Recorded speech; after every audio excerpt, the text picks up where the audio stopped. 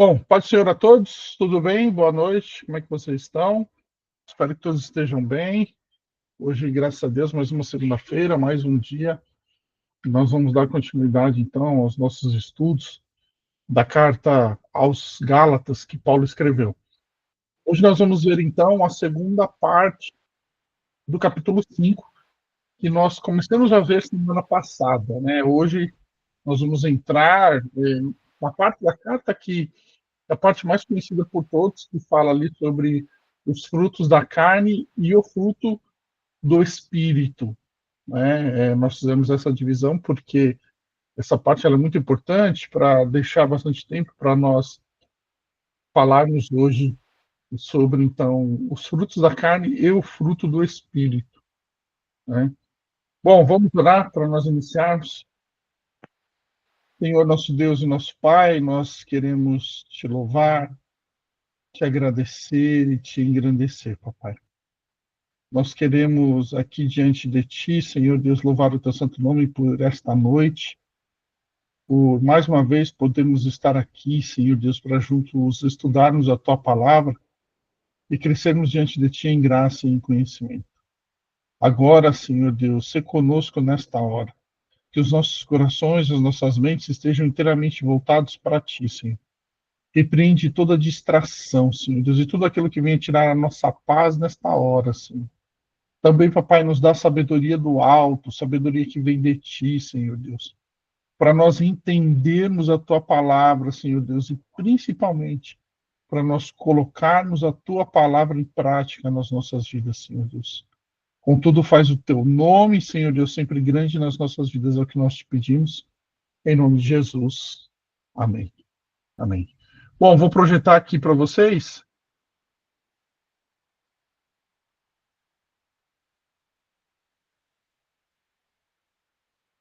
Não sei se você está fazendo.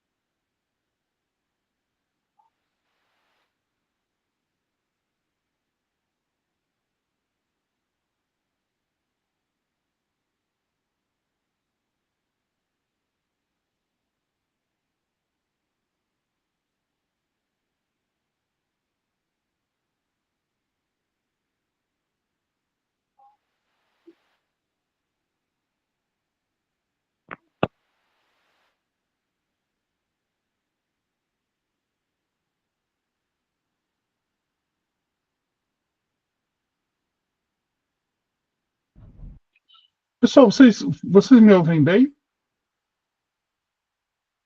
O volume está bom para vocês? Tá? Tá maravilha, então. Bom, vamos lá então, pessoal. É,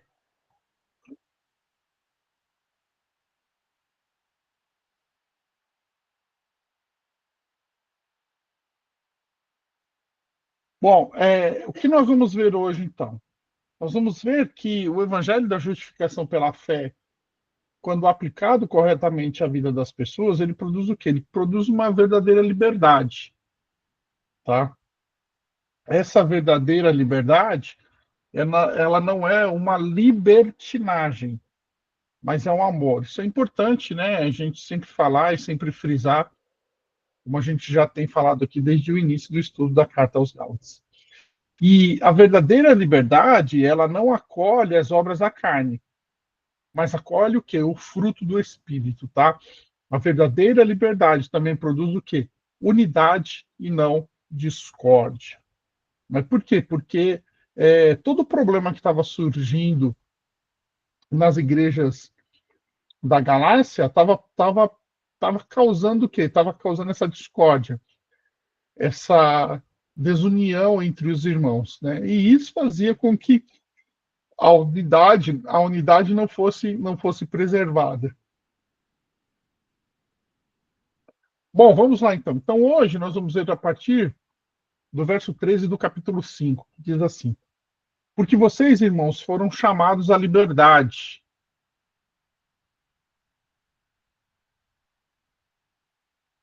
porque vocês foram chamados à liberdade. Mas não usem a liberdade para dar ocasião à carne. Pelo contrário, sejam servos uns dos outros pelo amor. Porque toda a lei se cumpre em um só preceito, a saber, ame o seu próximo como a você mesmo. Mas se vocês ficam mordendo e devorando uns aos outros, tenham cuidado, para que não sejam mutuamente destruídos. Digo, porém, o seguinte: vivam no espírito, e vocês jamais satisfarão os desejos da carne. Porque a carne luta contra o espírito e o espírito luta contra a carne, porque são opostos entre si, para que vocês não façam o que querem. Mas se são guiados pelo espírito, vocês não estão mais debaixo da lei, né? Então, olha só, a liberdade para não dar o quê? Ocasião à carne.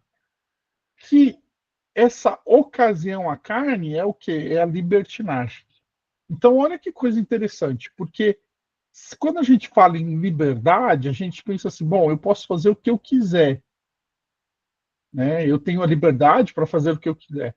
E realmente, nós somos livres para fazermos o que nós quisermos.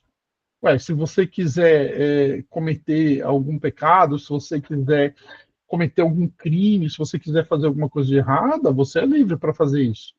Eu também sou, né? Como a gente tem dito assim, a lei, ela serve para quê? Ela serve para mostrar eh, o que eu posso, não no sentido de capacidade de efetuar aquilo, né?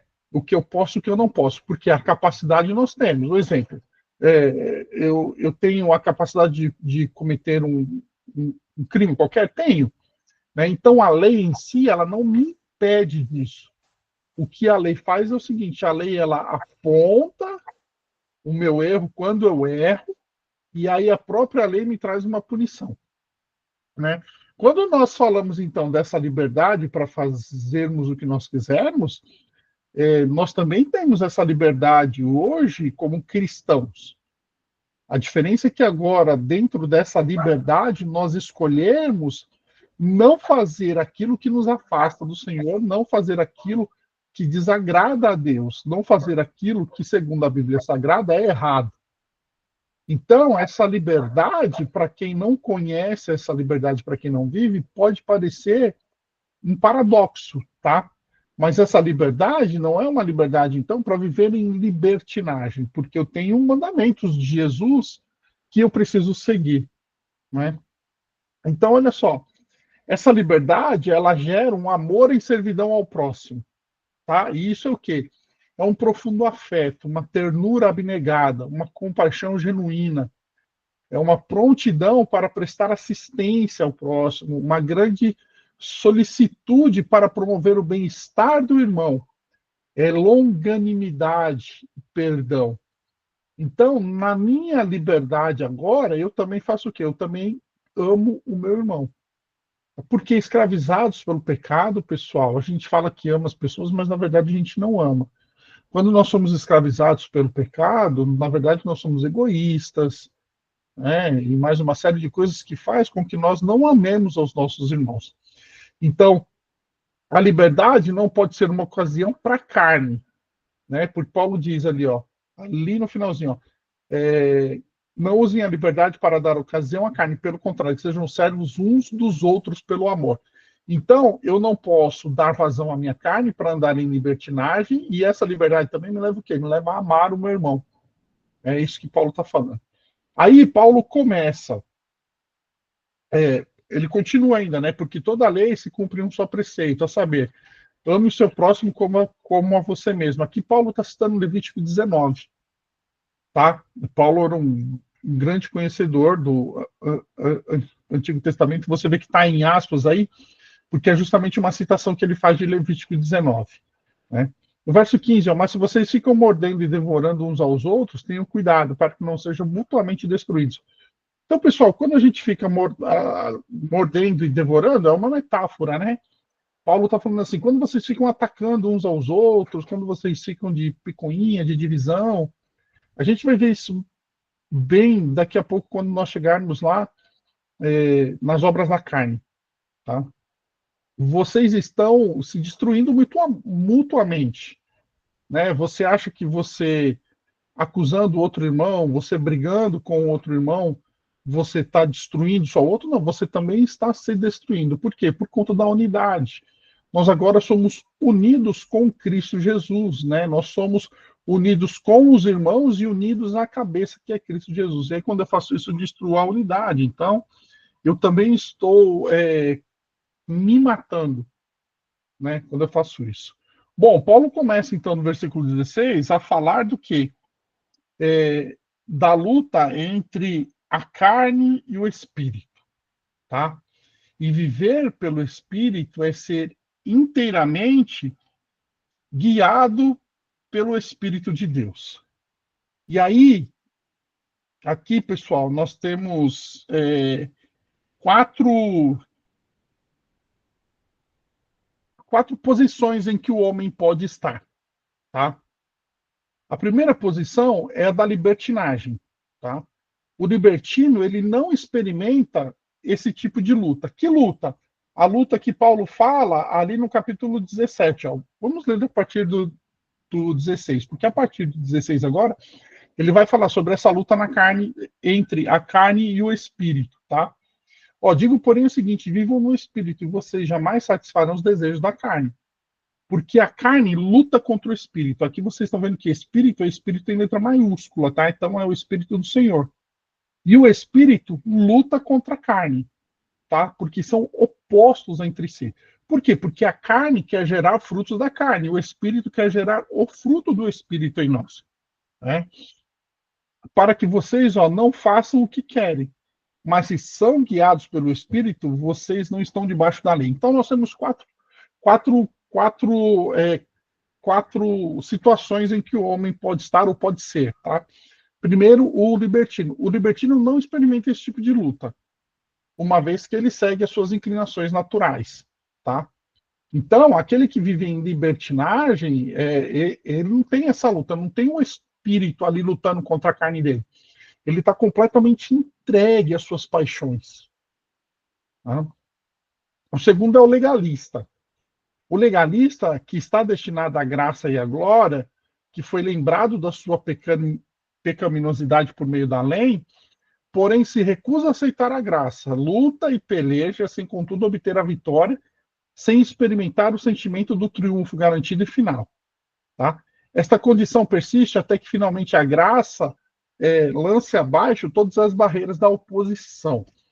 Então, aqui, ó, o que é o legalista? Ó, o legalista é o que está destinado à graça e à glória, e ele foi lembrado da sua pecaminosidade pela lei. Então, ele leu a Bíblia Sagrada, e ele entendeu que ele é pecador, só que ele entende que ele precisa guardar preceitos da lei, por isso legalista, para ter a justificação.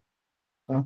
Pessoal, isso acontece muito no nosso meio de modo velado, ok? Hoje a gente pode falar de um modo um pouco mais aberto sobre isso. Tá? Por quê? Assim, a nossa igreja ela tem usos e costumes. E hoje, por exemplo, as mulheres usarem saia no ambiente eclesiástico, ou seja, durante o culto, é um uso da nossa igreja, um uso e um costume. Que hoje, graças a Deus, pessoal, a gente tem consciência de que isso é uma coisa que não está diretamente ligada à salvação. Né? Durante muitos e muitos e muitos anos, muitas pessoas achavam que, por exemplo, a mulher usar calça levava ela para o inferno. Então, ela precisava usar saia para ser salva. Isso é se basear numa obra da lei. Tá? Da mesma forma, a pessoa que acha que simplesmente porque ela vai à igreja, que ela é salva por causa disso. Ah, fui à igreja, né? Check, bati o cartão, tá tudo certo. Não, não tá. Isso é legalismo, tá bom? Então, assim, nós não podemos basear a nossa salvação como naquilo que nós fazemos, tá? Vocês veem que o legalista, o libertino e o legalista, eles estão nos extremos, né? Um que acha que pode fazer tudo e o outro que acha que não pode fazer nada mais que esse não fazer é o que o justifica, né? E a gente vai ver que a liberdade que Paulo nos diz, ela nos coloca onde? Ela nos coloca no meio termo disso. Tá? A terceira situação, então, é o crente enquanto ainda está neste mundo. Porque ele experimenta um conflito agonizante no seu próprio coração. Porém, em princípio, ele já alcançou a vitória, como testifica a própria presença do Espírito Santo em seu coração. Essa vitória será plenamente na vida do porvir, certo? Então, o crente que entende que ele está em liberdade e que ele não pode basear a sua justificação por aquilo que ele faz, e da mesma maneira, nessa liberdade, ele não pode andar de qualquer jeito, ele tem essa luta dentro de si, que Paulo fala aqui, da carne e do espírito. Pessoal, e essa luta, como está escrito aqui, essa luta vai durar a nossa vida inteira. Tá? Não ache que uma hora essa luta vai. Uma hora ela vai acabar, mas enquanto não nós estivermos aqui, essa luta vai prevalecer. Por quê? Porque mesmo tendo uma nova natureza agora em nós gerada pelo Espírito, nós habitamos nesta carne que está maculada pelo pecado, tá? Para o crente redimido que está na glória, essa batalha já terminou. Ele já usa a coroa da vitória. Então, quando nós estivermos na glória, que não habitarmos mais neste corpo maculado, então essa luta vai cessar, né? E nós seremos o quê? Inteiramente vitoriosos por Cristo Jesus, que nos santifica, pelo Espírito Santo que também nos santifica. Então, nós temos 4 situações, tá? Nós temos o libertino de um lado, o legalista do outro. No meio, nós temos o crente que vive essa luta constante entre a carne e o espírito. Temos o crente glorificado, que já não mais precisa viver nessa luta entre a carne e o espírito, porque ele já está livre disso, ele já alcançou a vitória completa. Tá? Então, viver debaixo da lei, como Paulo fala lá no finalzinho, significa derrota, escravidão e maldição. Porque a lei, ela não pode o quê? Ela não pode salvar. O Espírito é quem nos liberta e quem nos salva. E interessante, pessoal, a gente falar sobre isso, porque isso tem a ver com o que nós estudamos no módulo passado, quando nós vimos Hebreus, né? Que tinha a diferença entre o evangelho da lei e o evangelho da graça. Lembra? A lei e a graça, né? A lei que ela não aperfeiçoava ninguém e, portanto, precisou ouvir o evangelho da graça no lugar da lei para poder, então, aperfeiçoar as pessoas e, então, salvá-las. Tá? É a mesma coisa aqui, ó. Quem vive debaixo da lei só vai encontrar o quê? Escravidão e maldição, porque a lei não pode salvar. Quem salva é o quê? A graça mediante a fé, pela ação do Espírito Santo nas nossas vidas, tá? Os que são, então, dirigidos pelo Espírito são os mesmos que andam pelo Espírito, tá? Aqui, ser dirigido ou andar são sinônimos, tá? E vice-versa. E esses, por sua vez, são os que foram libertados, os que pertencem a Cristo e os que são da fé. Portanto, os verdadeiros cristãos, eles são o quê? Eles são guiados pelo Espírito. O verdadeiro cristão, ele é guiado pelo Espírito. E aqui, de novo, pessoal, nós precisamos ter sempre em mente que o quê? Que ser guiado pelo Espírito não quer dizer que nós venceremos sempre e que não teremos essa luta entre a carne e o Espírito nas nossas vidas. Não. Ser guiado pelo Espírito quer dizer que a direção do Espírito sempre estará nas nossas vidas. E nós procuraremos ou lutaremos para andar nessa direção do Espírito. Claro, pessoal, tem hora que a gente vai falhar. Tá? Quem não pecou hoje, que atire a primeira pedra. Né? É bem isso mesmo. Mas nós precisamos entender que os verdadeiros cristãos são guiados pelo Espírito. Ô Anderson, mas não parece um paradoxo isso? Sabe por que não? Porque o verdadeiro cristão, quando ele erra, ele tenha consciência do seu erro e ele busca em Cristo perdão. Ele busca em Cristo o quê? O perdão e o deixar este erro. Tá? Por quê? Porque o Espírito Santo está agindo na vida dele, está guiando ele. E o Espírito Santo nos fortalece a vencer o pecado, sim. Mas tem horas, pessoal, que a gente vai pecar, não tem jeito. E é quando a gente peca, o próprio Espírito, ele vem e trabalha nos nossos corações para nós enxergarmos o nosso erro e buscarmos nele o que? O perdão, e buscarmos nele a fortaleza para não errarmos mais. Tá? Ó, a poderosa influência que o Espírito exerce sobre eles e dentro deles não tem um caráter esporádico. Ou seja, não é de vez em quando, não é hoje sim, amanhã não.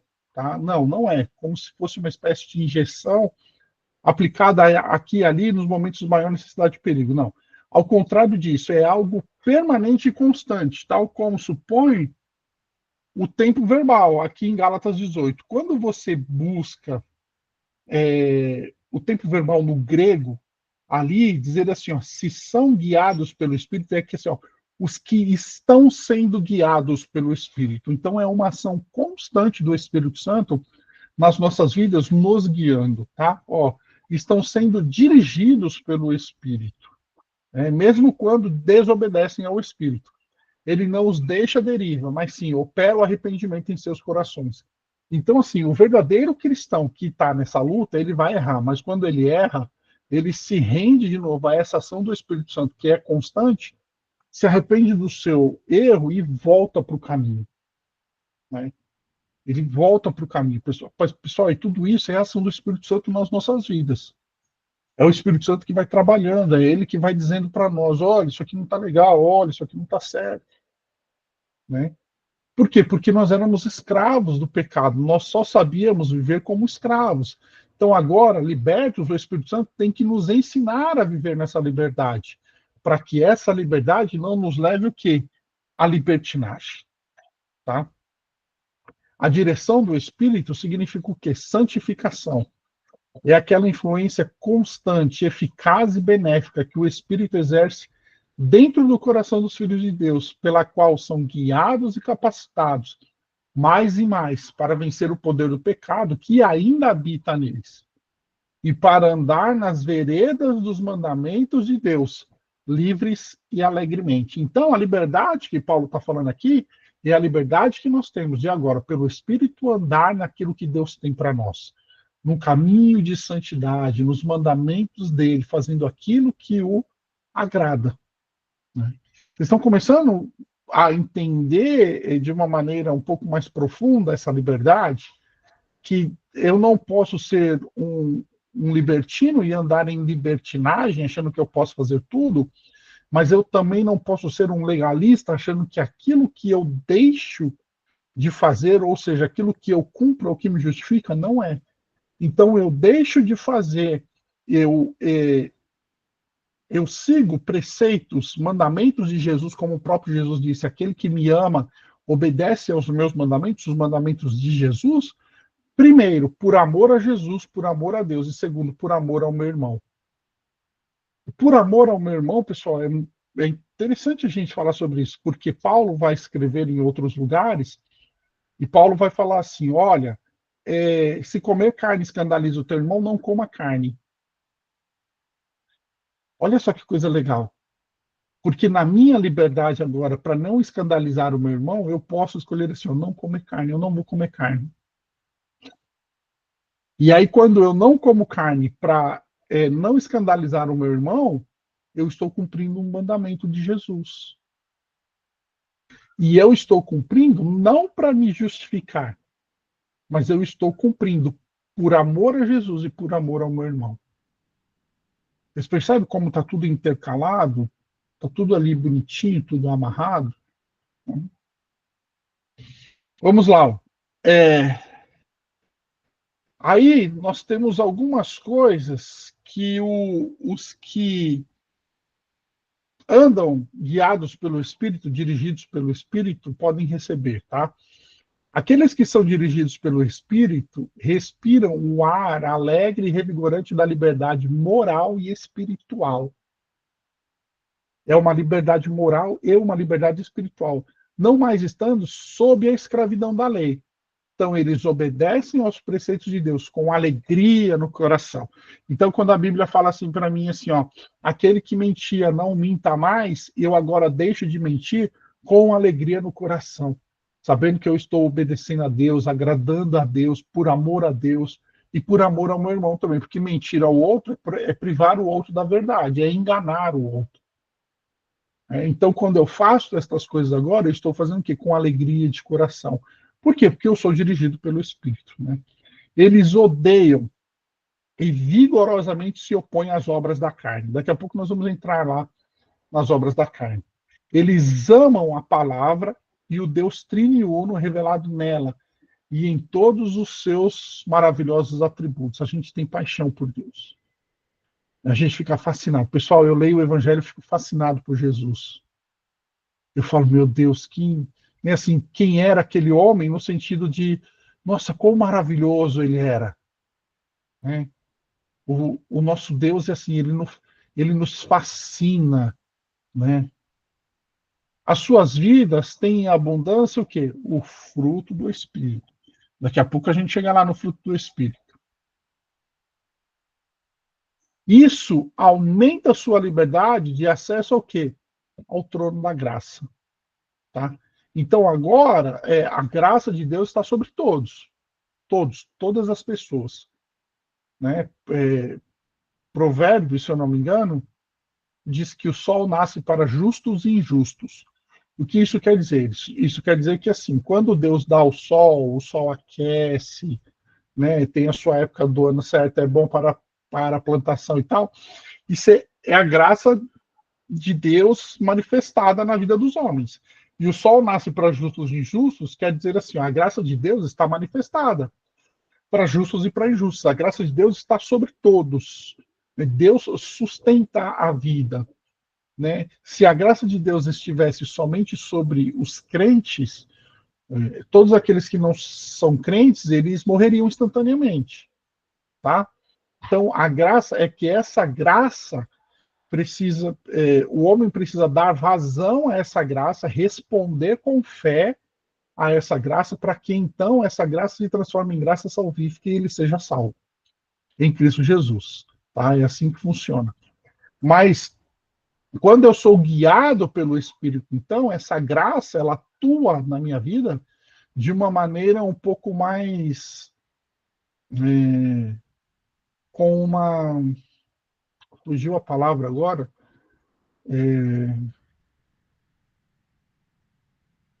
Eu não queria usar a palavra forte, né? Mais forte. Tá? Com uma intensidade maior. E eu tenho acesso pleno. Agora nós temos acesso pleno ao trono da graça, aqueles que estão em Cristo Jesus. Lembra que nós vimos isso em Hebreus, no módulo passado? Que Cristo está agora sentado no trono à destra da majestade, e porque ele é o nosso grande sumo sacerdote, nós temos acesso, então, à sala do trono e a esse trono de misericórdia e graça. Então, é isso. Tá? Ele também caminha de mãos dadas com o testemunho do Espírito em seus corações, garantindo-lhes que são filhos de Deus.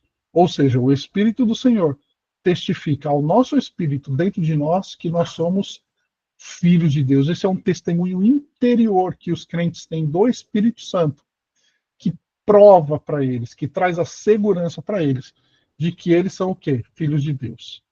E o fruto do Espírito, que é abundante em suas vidas, fortalece muitíssimo o seu testemunho perante o mundo. E tudo isso para a glória do Deus Trino e Uno. Então, o que acontece aqui? O Espírito, ele vai gerar em nós o fruto do seu Espírito, tá? E aí ele gerando em nós o fruto do Espírito e as pessoas vendo esse fruto do Espírito nas nossas vidas, isso é um testemunho do poder de Deus.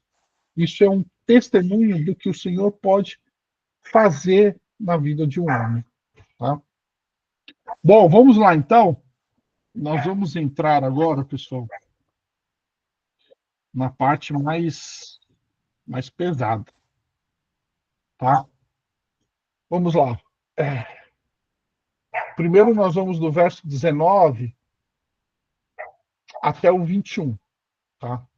Vamos lá. Ora, as obras da carne são conhecidas e são imoralidade sexual, impureza, libertinagem, idolatria, feitiçarias, inimizades, rixas, ciúmes, iras, discórdias, divisões, facções, invejas, bebedeiras, orgias e coisas semelhantes a estas. Aqui tem uma coisa interessante para nós aprendermos e pensarmos. Quando Paulo escreve e diz assim, ó, coisas semelhantes a esta, isso quer dizer que esta lista de Paulo ela não é exaustiva. Tá? O que é ser exaustivo? Isso não quer dizer que são somente estas coisas, porque ele diz assim, ó, e coisas semelhantes a estas. Então, a partir destas coisas, nós podemos ter em mente tudo aquilo que é o quê? Uma obra da carne. E ele continua e diz assim, ó, declaro a vocês, como antes já os preveni, que os que praticam tais coisas não herdarão o reino de Deus. Tá? E se segura na cadeira aí, porque eu me segurei na minha hoje, enquanto estava fazendo a revisão dessa aula. Vamos lá. Imoralidade sexual, do grego porneia, relação sexual ilícita. O que é uma relação sexual ilícita? Adultério, fornicação, homossexualidade, lesbianismo, relação sexual com animais, relação sexual com parentes próximos. Então, todo tipo de relação sexual ilícita é uma imoralidade sexual, que foi o termo porneia usado por Paulo.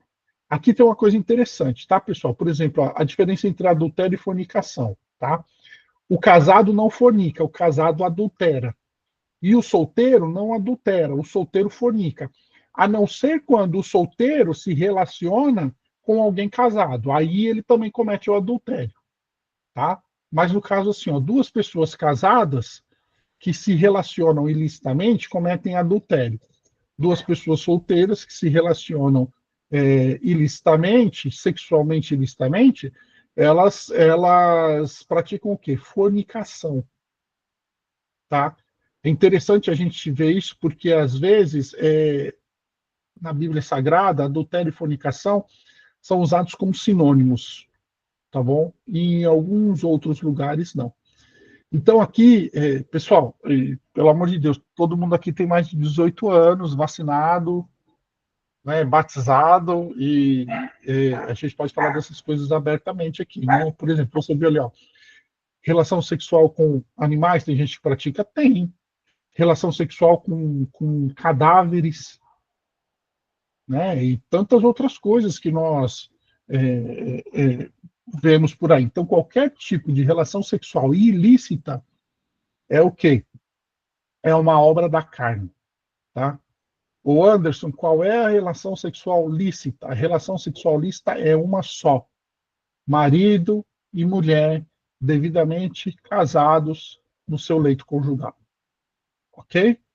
Essa é a relação sexual lícita que Deus institui, que Deus aprova, que Deus abençoa, tá? Então, assim, marido e mulher no seu leito conjugal. E leito conjugal aqui não quer dizer somente a cama deles, tá? Leito conjugal é uma metonímia, tá, pessoal? Vamos lá, então. Impureza, tá? A catarsia é uma impureza física no sentido moral, uma impureza proveniente de desejos sexuais, luxúria, uma vida devassa, sabe? O cara que, meu, o cara que só pensa em sexo, tudo para ele é sexo, qualquer coisa que ele olha lembra sexo para ele, sabe? É uma impureza fixa, por quê? Porque o sexo a gente pratica, o sexo ele é praticado, né? Assim, ó, a Bíblia diz que todo pecado é contra Deus, mas o pecado sexual ele é contra a própria carne, tá?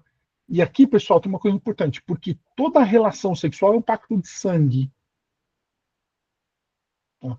Por que toda relação sexual é um pacto de sangue? Porque vocês sabem que quando há uma relação sexual, há rompimento de vasos sanguíneos.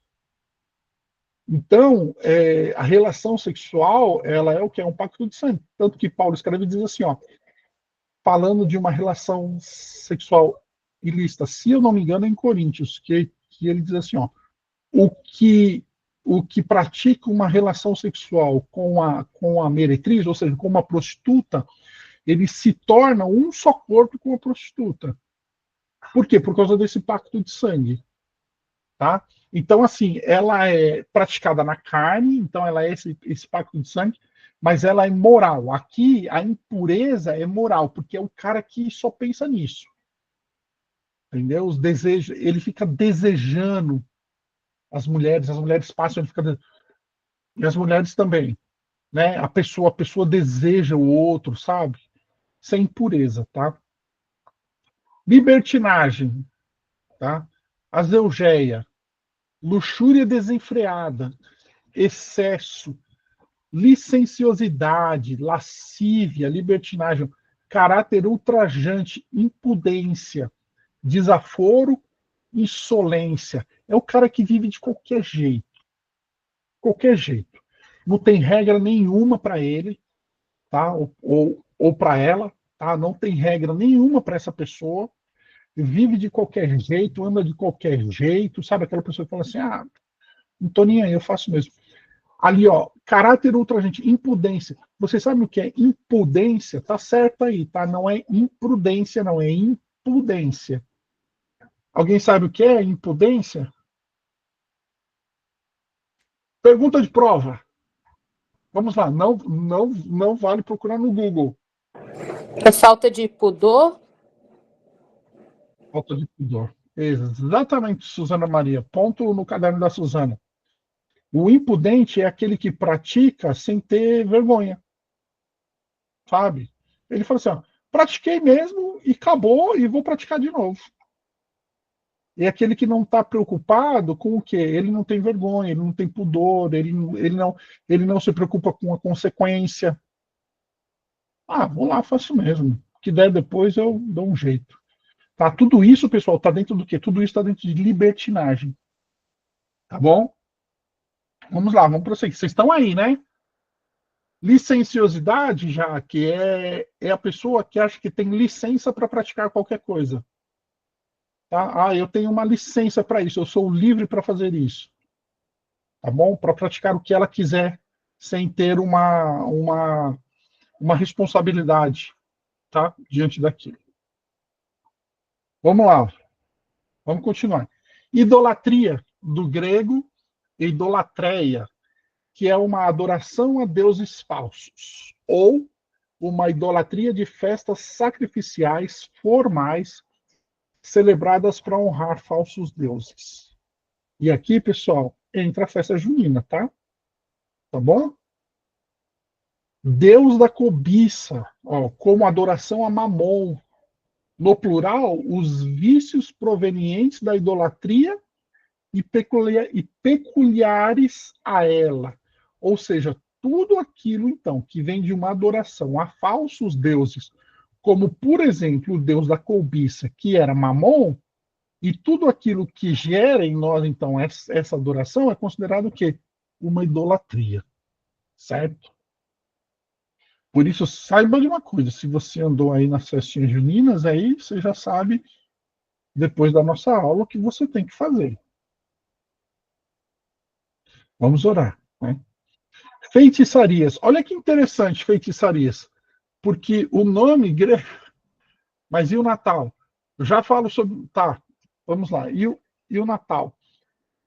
O Natal, ele foi feito. É porque assim, Ana Júlia, você sabe que a festa junina, ou a festa julina, tem as duas, né? Tem a festa junina.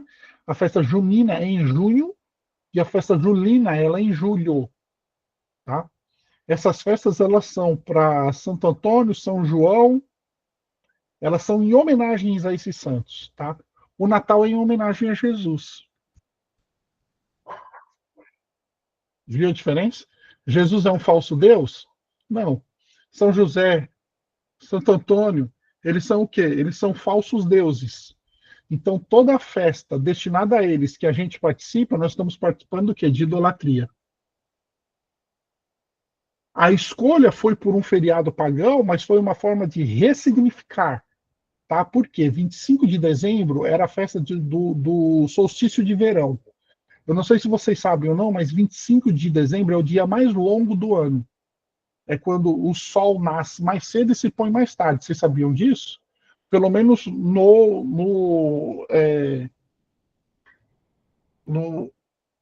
hemisfério sul, tá? Não sei se é isso no mundo inteiro agora. Agora eu tenho um pouco de ignorância aqui para falar para vocês se é no mundo inteiro ou não. Eu sei que o dia 25 é o dia mais longo que tem. E eu acho que deve ser, porque era lá no Império Romano, né? Então acho que deve ser no mundo inteiro. É o dia mais longo do ano, tá?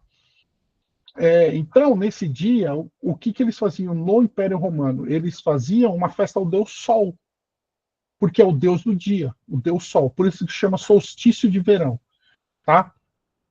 Quando o cristianismo, catolicismo não, quando o cristianismo se torna religião do império, né, o que eles fizeram? Eles tiraram, então, essa festa de adoração ao Deus Sol e colocaram o nascimento de Cristo para ressignificar a festa. Tá? Foi assim que surgiu o Natal, pessoal. Jesus não nasceu dia 25 de dezembro. Ok? E nós comemoramos o Natal, comemoramos o nascimento de Cristo nessa data e festejamos. E não tem problema nenhum, tá? Inclusive, eu adoro Natal, eu adoro as festas de final de ano. Certo? Respondido, Ana Júlia? Fechou? Acho que sim. Vamos lá, então. Olha, feitiçarias. Olha que coisa importante. Ó. Pastor, é tipo a Páscoa como é hoje, no caso em questão de ressignificação.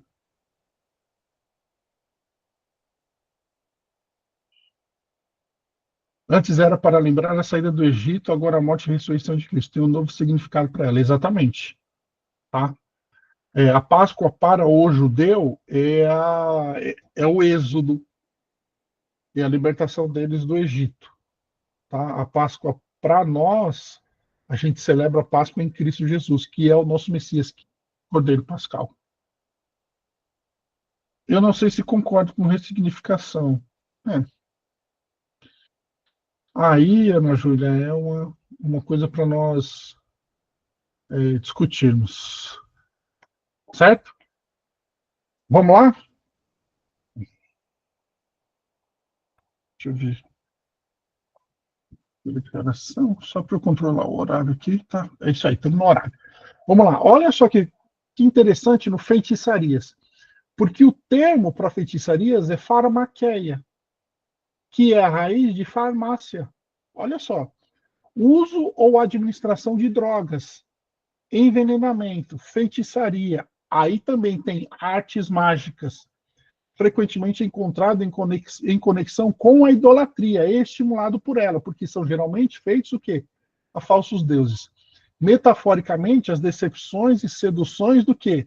Da idolatria. Então, assim, eu fui enfeitiçado por um deus falso. Também é pecado, tá? Que coisa interessante, né? Tem aquele chá que eu sempre esqueço o nome, que é um nome difícil de pronunciar, e eu vou me atrever, mas não vale vocês rirem, tá? O chá do Xaxuca, lá, sei lá como é que fala aquilo. Vocês já viram que acho que é dos índios? Se alguém souber falar, pode abrir o microfone, pode falar, por favor. Não é a ayahuasca? É isso aí mesmo. Eu sempre erro o nome desse troço, pessoal. Ayahuasca, é. Isso aí, o pessoal toma aquilo e fica doidão, né? E aí, só que eles tomam isso dentro de um contexto religioso. Pessoal, isso é considerado feitiçaria. Ó, administração de drogas, tá? E aí, assim, ó, se você for ampliar isso, porque lembra que Paulo falou ali, ó, e coisas semelhantes a essas, então toda droga que traz um barato, ela é o quê? Ela é pecado, tá bom? E aqui entra também o que, pessoal? Embriaguez, tá? cigarrinho do capeta, maconha, sabe? Entra aqui, ó. É considerado o quê? Feitiçaria.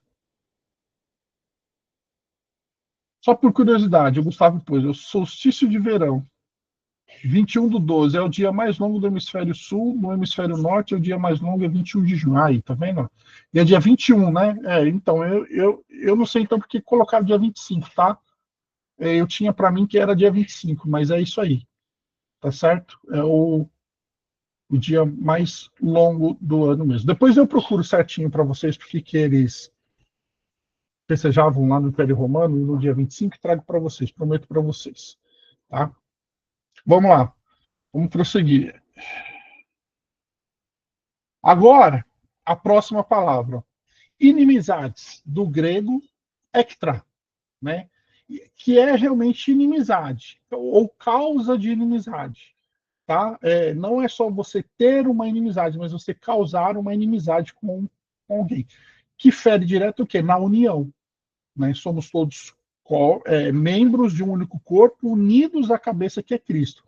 Por isso não podemos ter entre nós o que inimizade é uma obra da carne. Rixas, eres, contenda, discussão, disputa, tá? Pegar ranço de alguém, mesmo não querendo no trabalho, isso entra em inimizade. Eu acho que tem um outro aqui. Deixa eu ver. Tinha. Não, é isso mesmo. Ô, ô Jaque, é, mas não dá para gostar de todo mundo. Então, mas espera aí, vamos lá então. Poxa, a gente vai entrar numa discussão legal aqui, ó. Porque assim, ó, é, dá para ser, eu não vou nem dizer ser amigo, tá? Mas dá para não ser inimigo de alguém sem gostar dele. Não dá? Só lembrando, eu tento, né? Tento ser crente todo dia. Tamo junto, Jaque. A gente também tá todo mundo tentando ser crente cada vez melhorar, tá? Mas tem gente que a gente pega ranço mesmo, não tem jeito, mas a gente tá errado, tá bom? A gente tá errado. Então, assim, ó, eu posso. Cara, puxa, é complicado, né?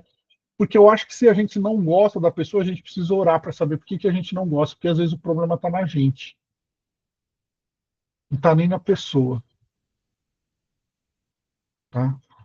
Porque assim, eu acho que dá para não concordar com tudo que a pessoa fala, com tudo que ela faz, às vezes, o modo como ela vive, e modo como vive aqui, eu não estou falando de coisa errada, eu estou falando de coisa certa. E ser amigo da pessoa, acho que dá, tá bom? Ou pelo menos, assim, não ter inimizade, tá? Porque assim, pessoal, tem um monte de gente ali na igreja que a gente não conhece direito e a gente tem união com eles. A gente tem comunhão com eles. Tá? Então, acho que dá. Uma coisa para nós pensarmos, tá? Rixas, eres, que é contenda, disputa, discussão. Então, saiba assim, ó, se você discute muito com as pessoas na igreja, saiba que você está dentro de uma rixa. E isso é o quê? Isso é uma obra da carne. Tá? Eu já atingi aquele ponto, pessoal, que eu quero ter paz. Sabe qual é esse ponto? Esse é o ponto que você escolhe, se você quer ter razão ou quer ter paz. Eu escolhi, eu já atingi uma idade que eu agora quero ter paz. Eu não me importo mais em ter razão, tá? Então, assim, se vocês veem alguma pessoa que vem às vezes discutindo comigo e falando um monte de coisa e tal, e eu fico quieto e tal, é porque eu escolhi ter paz e não ter razão. Porque a gente foge das rixas, certo? Vamos lá.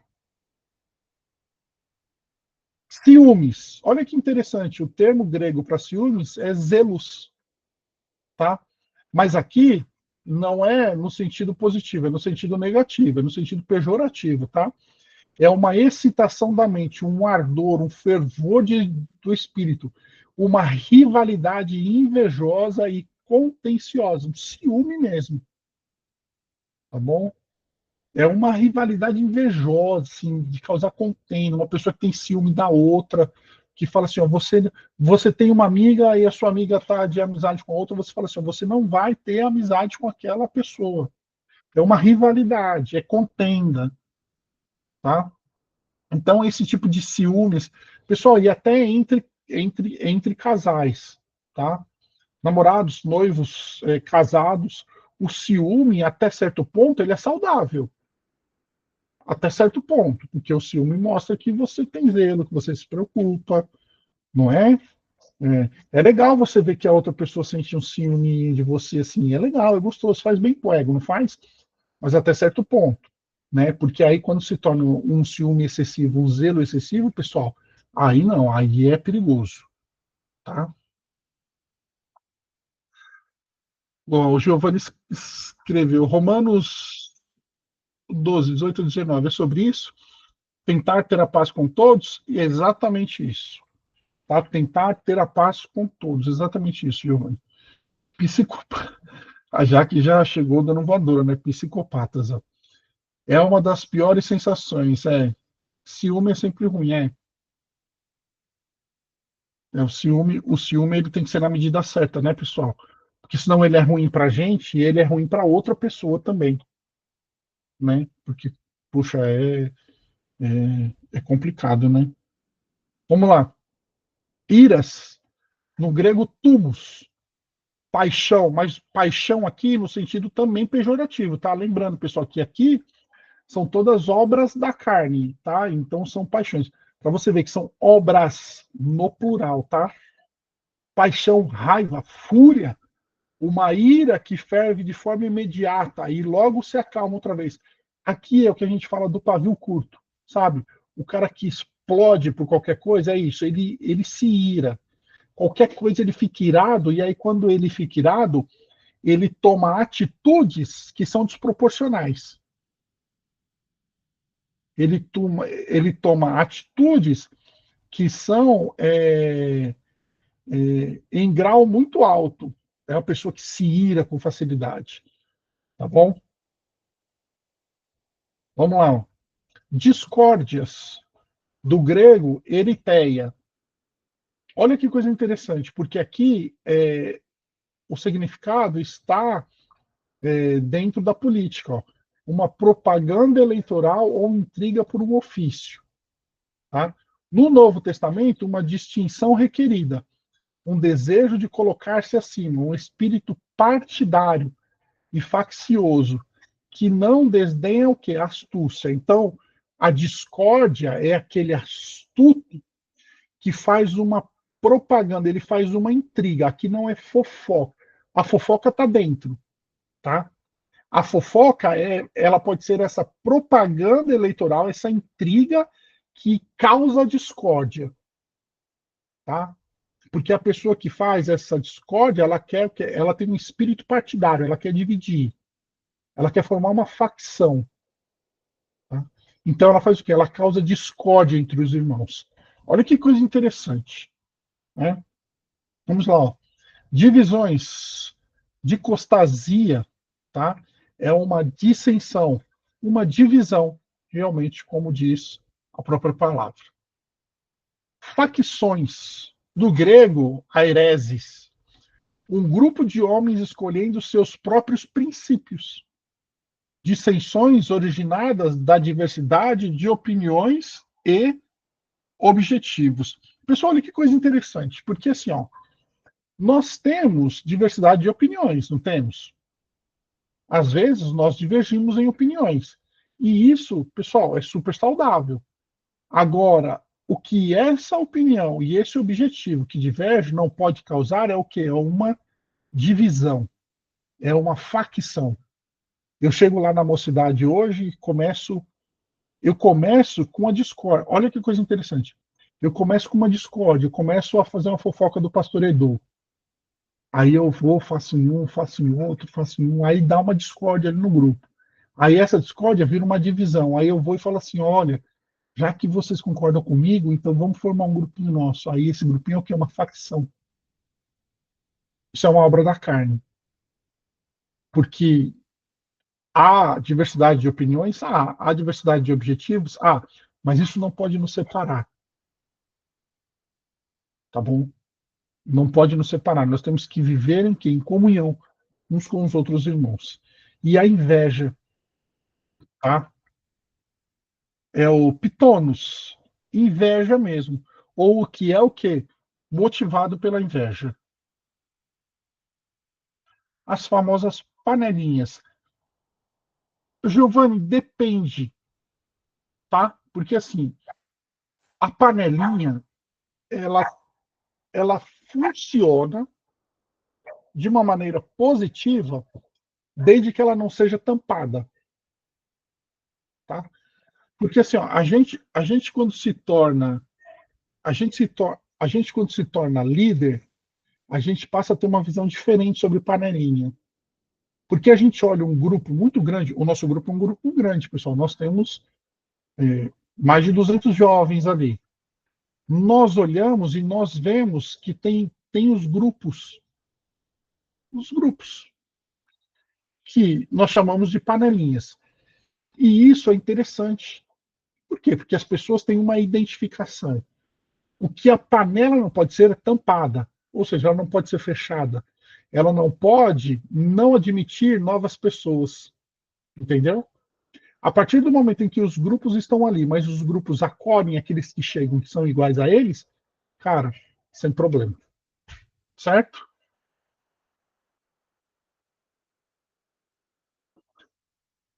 O Gustavo colocou, interessante a preocupação de Paulo em enumerar palavras tão semelhantes, mas com diferenças sutis, né? É exatamente. É por isso, Gustavo, que muitas vezes a gente tem que ir para o grego, né, para resolver muitas questões. Vou usar essa frase em sala de aula no ensino médio. A panelinha é saudável desde que não esteja tampada. Exatamente. As pessoas tendem a se associar com as pessoas que mais se parecem, mas é difícil quando os grupos não falam entre si. Isso aí é importante também, Ana Júlia, porque assim, quando nós estamos na igreja como mocidade, aí as panelinhas não funcionam, aí é um grupo só, certo? Aí ali dentro não há divisão, porque ali é o quê? É a mocidade do Belém. Isso é interessante a gente ver. Vamos lá, vamos prosseguir, ó. Tem mais ainda. Vocês estão aí ainda, né? Por favor, vamos lá. Sim, Bebedices. Muito obrigado, Maine. Bebedices, do grego, met, que é intoxicação ou embriaguez, tá? Então, aquele que bebe a ponto de se embriagar, ele é o quê? Ele comete uma obra, ele pratica uma obra da carne, ele gera, né, uma obra da carne. Pessoal, conselho para vocês, não bebam, tá? Então eu posso beber sem me embriagar? Rapaz, isso é complicado, isso dá uma discussão. Meu conselho é não beba, em hipótese nenhuma, porque você não sabe a partir de qual ponto você se embriaga, correto? Alguém tem um controle tão fino, tão apurado, a ponto de saber quando o próximo gole vai te embriagar? Você tem? Não, né? Então não beba. Sabe por quê? Porque você vai cair em embriaguez. E aí você vai cair no quê?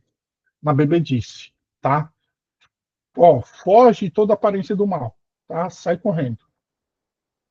Orgia. Puxa, aqui tem uma coisa muito legal para nós vermos, tá? Orgia, do grego comos, significa orgia, farra.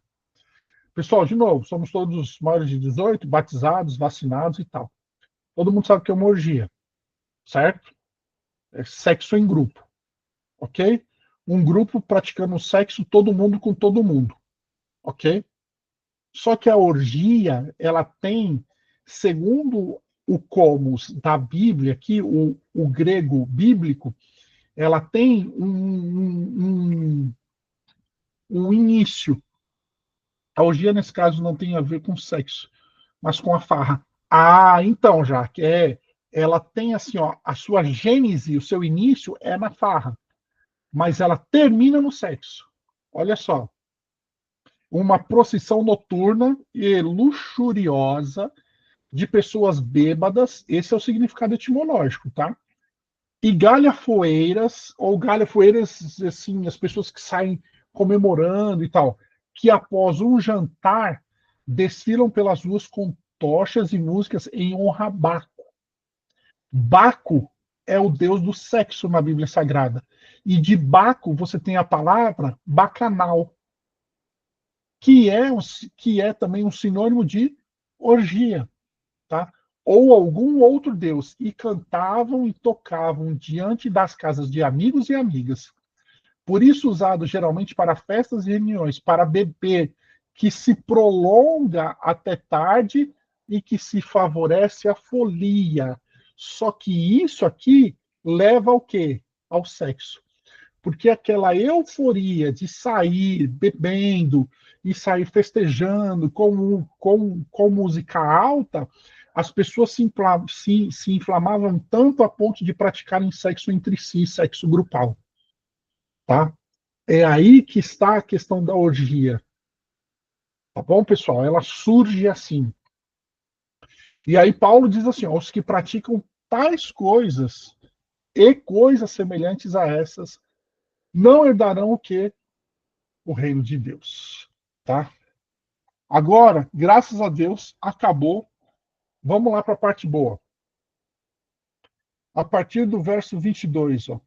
Mas o fruto do Espírito é amor, alegria, paz, longanimidade, benignidade, bondade, fidelidade, mansidão, domínio próprio.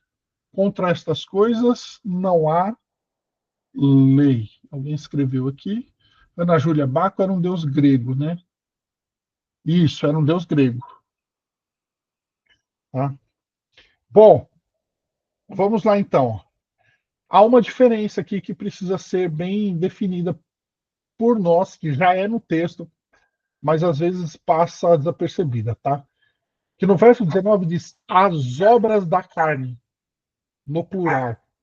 E no verso 22 diz o fruto do Espírito, no singular. Então, todas as vezes que nós olhamos amor, alegria, paz, longanimidade, não são frutos do Espírito, tá? Cada uma dessas coisas não é um fruto diferente. Peraí, pessoal, não precisa ficar que a cachorra está latindo. Peraí.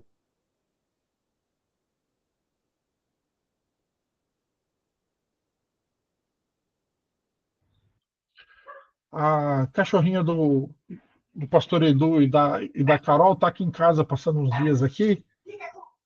E aí ela tá latindo pra caramba lá atrás. Não sei se deu para vocês ouvirem ou não, mas. Eu tô de babá de cachorro, viu? É cada uma que eu vou te contar uma coisa para vocês, né? Bom, vamos lá então. Ó, é, então, ó, as obras da carne são no plural, o fruto do Espírito no singular. Então, cada uma dessas coisas que nós olhamos não são frutos do Espírito, são características do fruto. Olha que coisa interessante, o fruto é um só. O fruto ele é um só. Todas essas coisas são características. E esse fruto é o fruto do Espírito, tá? Que é o quê? Que é gerado em nós. Fruto, do grego carpus, é uma fruta. Fruto que significa, né? Fruto das árvores, das vinhas. Ou fruto do ventre, da força geratriz de alguém. A sua progenie, sua posteridade, ou aquele que se origina ou vem de algo, ou um efeito, um resultado, um trabalho, uma ação, uma obra, uma vantagem, um proveito ou uma utilidade. E louvores, que são apresentados a Deus como forma de agradecimento. Então, fruto pode ser um louvor, tá? No caso aqui, fruto de árvore, ou fruto aqui, o fruto do ventre, tá? Ou então, aquele que se origina ou vem de algo, ou efeito, resultado. Porque esse aí aqui é que está, aqui é o trabalho, ação, a obra. É o trabalho, ação, é a obra do Espírito Santo nas nossas vidas, que vai gerar o quê? O fruto do Espírito Santo. Tá? Então esse fruto ele é gerado em nós pelo Espírito e só tem esse fruto então quem anda é dirigido e vive pelo Espírito. Ou deveria ter, né? Vamos lá, tem o fruto, certo? Só que esse fruto ele tem diferentes características, ele tem 9 características. Às vezes, pessoal, nos falta uma característica desse fruto, e aí a gente precisa se entregar à ação do Espírito para que esse fruto ele seja aprimorado em nós, seja gerado pelo Espírito, para que essa característica também se desenvolva. Tá? Vamos ver quais são essas características? Primeira dela, amor. E aí do grego, ágape. Pessoal, e olha que coisa interessante aqui, ó. Porque a gente está acostumado, né, no grego, nós temos 3 tipos de amor. Nós temos o ágape, o eros e o fileu, tá? O eros é o amor de eros, você tem erótica ou erotismo, é o amor entre o homem e a mulher, é o amor sexual. É o amor que tem que ter os marido e mulher, tá? Todo mundo tem que ter os 3, mas esse é entre marido e mulher. O fileu é o amor de amigo, tá? É o amor que nós temos um pelo outro, pelos outros, como amigos. E o ágape é o amor sacrificial, é o amor que nós temos que ter pelos outros como irmãos, tá? Interessante a gente pensar isso, porque geralmente a gente acha.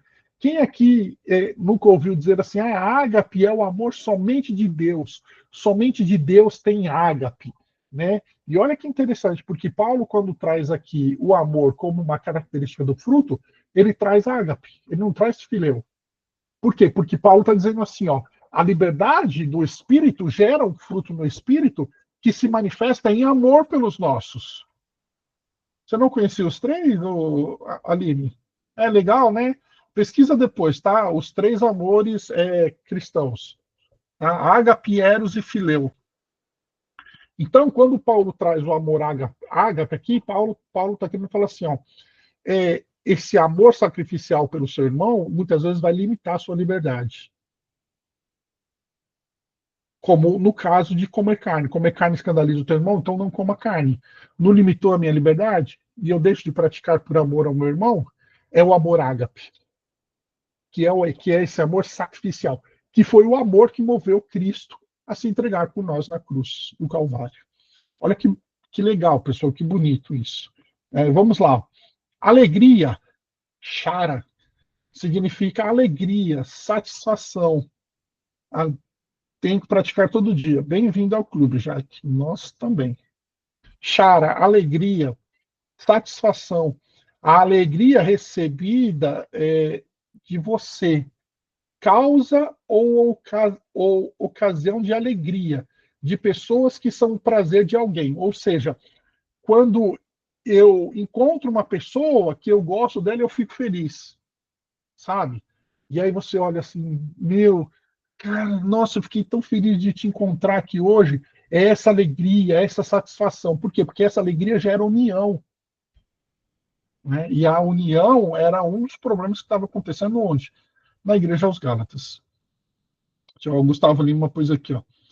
Uma vez, um amigo meu usou uma metáfora de que o fruto do Espírito não seriam vários frutos diferentes, mas um único fruto com várias faces, tipo uma mexerica, porque eles andam juntos. O senhor acha das visões mais adequadas?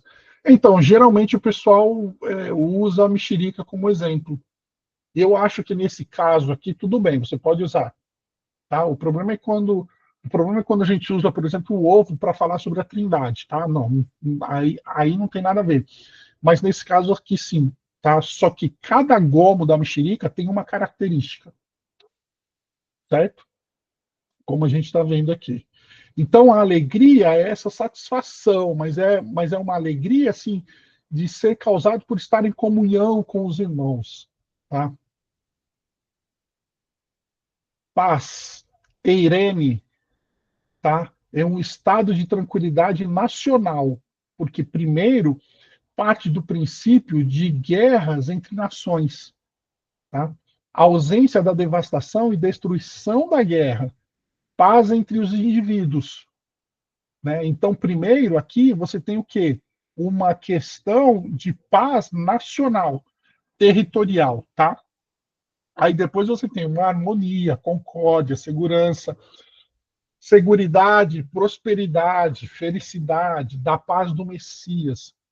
o caminho que leva à paz, o estado tranquilo de uma alma que tem certeza da sua salvação através de Cristo. Aqui já está entrando já num caráter mais espiritual mesmo, né? O caminho que leva à paz, o estado tranquilo de uma alma que tem certeza da sua salvação através de Cristo. E por esta razão, nada temendo de Deus e contente com a porção terrena, de qualquer que seja a classe, o estado da bem-aventurança, de homens justos e retos depois da morte. Então, assim, ó, essa paz que está falando aqui é uma paz de saber que em Cristo Jesus nós somos justificados e estamos salvos. Pessoal, essa paz é um fruto do Espírito. Vocês lembram que quando Paulo escreve, eu não sei agora se é Coríntios ou Romanos, ele escreve e diz assim, ó, porque o Espírito de Deus testifica com o nosso Espírito de que somos filhos de Deus, e aí quando ele testifica dentro de nós que nós somos filhos de Deus, nos traz a paz. E que paz é essa? Essa paz de saber que somos filhos, somos justificados em Cristo Jesus e temos a salvação. Sabe aquela paz assim que hoje você vai poder deitar na sua cama, colocar a cabeça no travesseiro e saber que você é um filho, uma filha de Deus, e vai poder deitar e dormir em paz. É essa paz. São fruto do Espírito. Olha só que coisa bonita, que coisa maravilhosa, né? E a certeza também da vida pós-morte com Cristo Jesus. Vamos lá. Longanimidade, do grego macrotúmia, paciência. Aqui vai pegar no nosso calo, hein, pessoal? Paciência, tolerância, constância, firmeza, perseverança, clemência, lentidão em punir pecados. Olha que coisa linda. Vocês se lembram, o ano passado, quando nós estudamos o Teontologia, o ser de Deus, nós vemos que Deus tem atributos comunicáveis e incomunicáveis.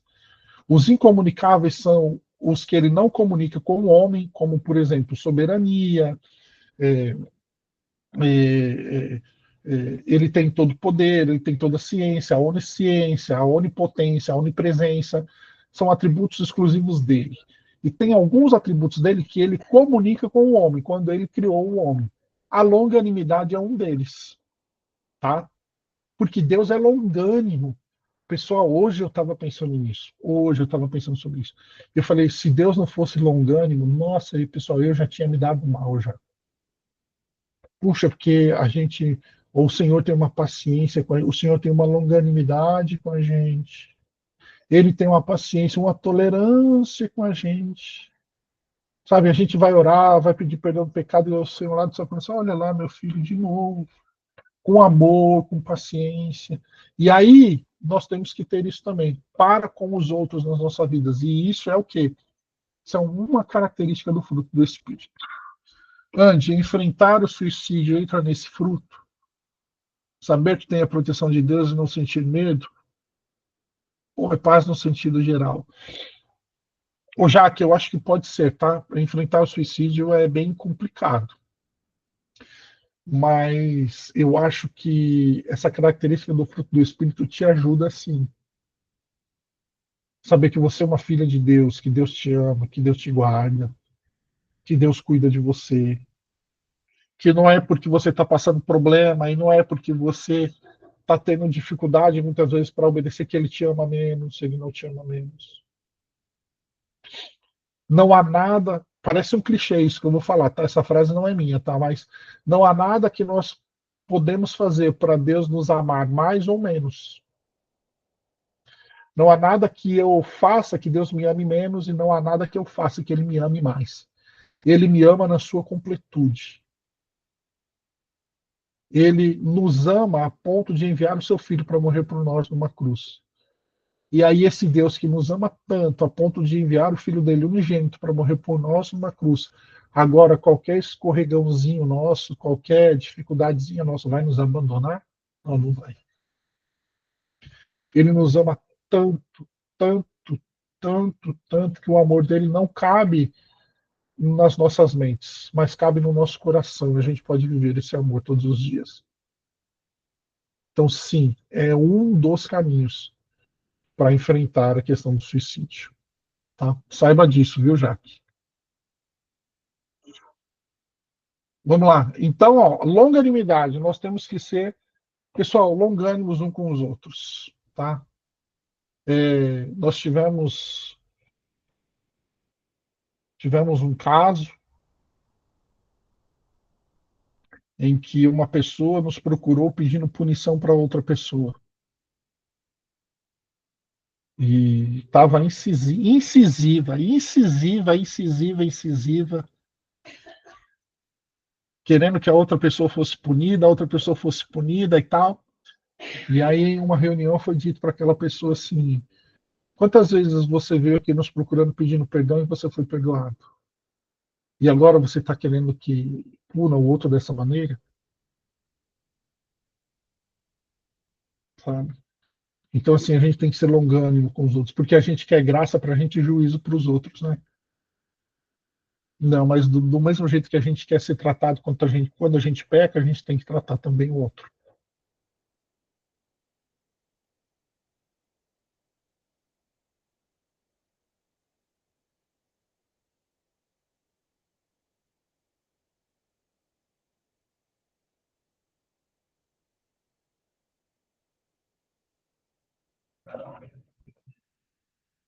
Pessoal, caí, mas já voltei. Caí, não doeu, tá? Pronto, vamos lá então. Benignidade, tá? Crestótes, bondade, moral, integridade, né? Essa benignidade que é uma bondade moral, tá? Bondade, que é diferente de benignidade, tá? É uma integridade ou retidão do coração e vida, bondade, gentileza. Olha só, a benignidade é uma bondade moral, é íntegro na sua moralidade, certo? A bondade, que é o agatosune, é uma integridade ou uma retidão de coração e vida, uma bondade, uma gentileza. Ou seja, a bondade, ela é para com o outro. A benignidade é como um todo.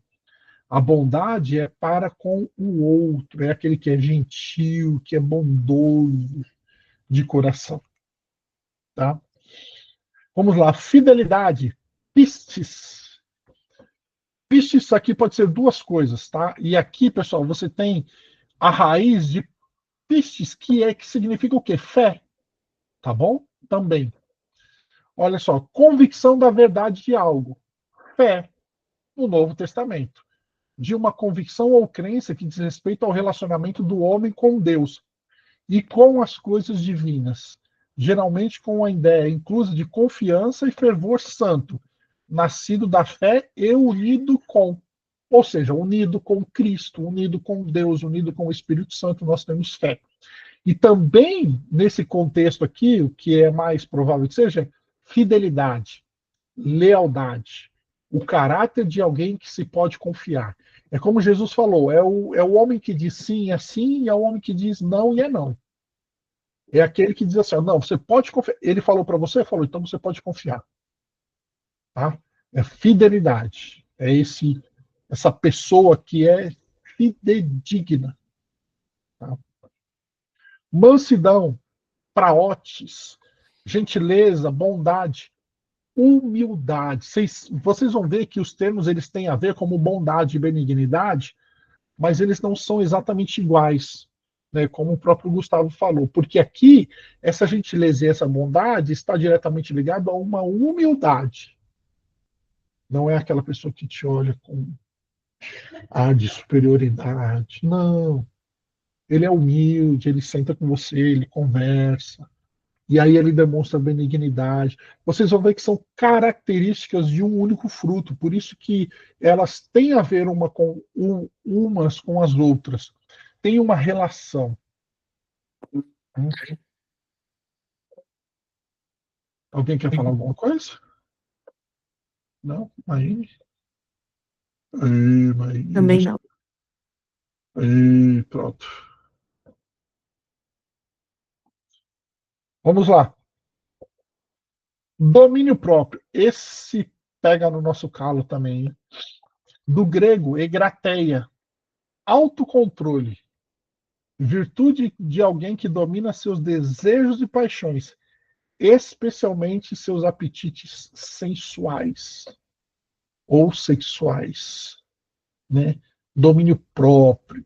Aí, pessoal, aqui entra a gula, aqui entra a bebedice, aqui vai entrar lascívia, tá? Aqui vai entrar um monte de coisa, tá? Dentro desse domínio próprio.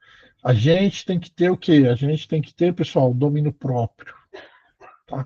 É um fruto do Espírito. Nós temos que dominar o quê? Sabe, o nosso gênio, como a gente fala, né? Nossa, que gênio forte que você tem. Domina ele. Como que a gente domina? Deixando o Espírito Santo agir nas nossas vidas. Tá? Vamos lá. E os que são de Cristo Jesus crucificaram a carne com as suas paixões e os seus desejos. Se vivemos no Espírito, andemos também no Espírito. Não nos deixemos possuir de vanglória, provocando uns aos outros, tendo inveja uns dos outros.